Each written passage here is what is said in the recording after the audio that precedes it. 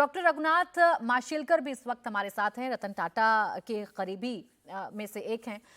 Doctor Raghunath ji, सवाल यही है मेरा, मैं तो सिर्फ जानना चाह रही हूँ, बातों के जरिए महसूस करना चाह रही हूँ इन तस्वीरों को, और देश को भी बताना चाह रही हूँ कि रतन टाटा की ये शख्सियत, जिसे मैं फिर कह रही हूं कि मैं शब्दों में पिरो नहीं सकती, मैं बता नहीं सकती कि वो क्या थे। शीर्ष पर पहुंचकर ग्राउंड से जुड़े रहना, मानवता की मिसाल पेश करना, दानवीर बने रहना, सहनशील बने रहना, सरलता और सहजता को प्रकट करना। आप बताइए कैसे याद कर रहे हैं आज उन्हें देश के सामने। देखिए, रतन टाटा जी और मैं तो 35 बरस से एक दूसरे को जानते हैं।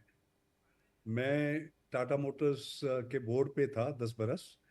टाटा एफर्मेटिव एक्शन प्रोग्राम का मैं चेयरमैन रहा हूँ। लेकिन मैं तो टाटा से पहले से बचपन से जुड़ा हूँ, क्योंकि मेरा जन्म एक गरीब परिस्थिति में हुआ था और एक टाटा स्कॉलरशिप 60 रुपये हर महीने में मुझे मिली, तब मैं पढ़ पाया आगे जा। तो एक इंटरेस्टिंग बात है कि 2000 में जैसे आपने कहा उनको पद्म भूषण मिला, तो ये जो मैं एक गरीब टाटा स्कॉलर था उसको भी उस वक्त पद्म भूषण मिला और हम दोनों को इकट्ठा पद्म भूषण मिला। और वो किसने दिया?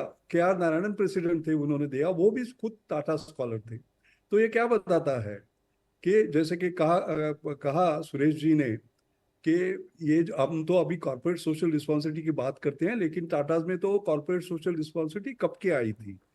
तो ये जो उनकी जे.आर.डी. टाटा हो, जयंत टाटा हो, इनकी ये जो लीगेसी थी वो रतन टाटा जी ने आगे चलाई है। ये पहली बात है। दूसरी बात यह है कि केवल वे महान उद्योगपति नहीं थे, महान व्यक्ति थे। मैं उनको बहुत नजदीक से जानता हूँ। सिंपल लिविंग, हाई थिंकिंग उनका था। सादगी हो, विनम्रता हो, शालीनता हो, इंटीग्रिटी, सिंप्लिसिटी एंड ह्यूमिलिटी, वो उनके साथ हमेशा जाती थी। मैं तो कहूँगा वो तो अजात शत्रु थे, सबके प्यारे थे। कोई उनके बारे में दूसरी की ऐसी बात नहीं करता था। ये तो दूसरी बात कहूँगा। तीसरी बात मैं ये कहना चाहता हूँ, क्योंकि कैम्ब्रिज यूनिवर्सिटी में मुझे पता है, याद है अभी, कि उनको ऑनरी डॉक्टरेट मिली थी और उसी दिन जज बिजनेस स्कूल में मेरा भाषण था।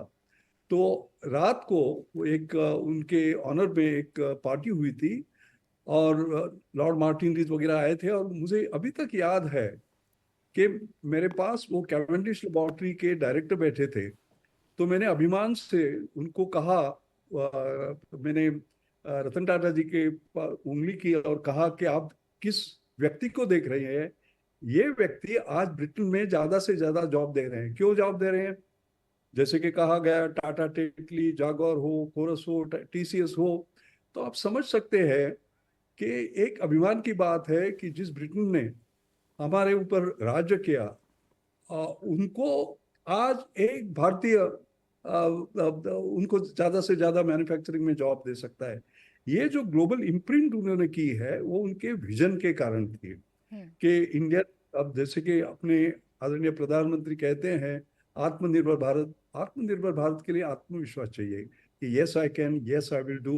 और वो उन्होंने करके दिखाया। मेरे ख्याल में ये बहुत है। और आखिरी बात तो मैं ये कहना चाहूंगा कि जैसे नैनो कार की बात करते हैं, तो वो मुझे एक दफा कह रहे थे कि एक स्कूटर पे उन्होंने देखा पति है, पत्नी है, बच्चे हैं और भीग रहे थे बरसात में। तो उन्होंने कहा कि अगर मैं ऐसी कार बना दूं कि उनको भीगना ही न पड़े और ये अफोर्डेबल कार बने, तो उन्होंने वो नैनो कार बनाई। उसमें बड़ा इनोवेशन था। वो बिजनेस में सक्सेसफुल नहीं हुई, लेकिन उसके पीछे जो भावना थी ना, वो बहुत बड़ी थी। तो मैं तो कहूँगा कि रतन टाटा मेरे लिए इनोवेशन, कंपैशन और पैशन उनके जैसा मैंने देखा नहीं है। और मैं समझता हूँ कि वो व्यक्ति नहीं थे, ये संस्था थे। He was not an individual, he was an institution. व्यक्ति तो जाते हैं, लेकिन संस्था रहती है। ये संस्था रहेगी और वो प्रेरणादायी रहेगी। जैसे टाइमलेस इंस्पिरेटर जैसे हम कहते हैं, वैसे वो रहेंगे। बिल्कुल, देखिए उस इंस्टीट्यूशन से सीखने के लिए मिलता है, उस इंस्टीट्यूशन से प्रेरणा मिलती है, और ये समझ में आता है कि उच्च पद पर होकर भी आपको कैसे सरल रहना है, कैसे सहज रहना है, कैसे राष्ट्रवादी रहना है और कैसे भारत के नाम को आगे बढ़ाना है।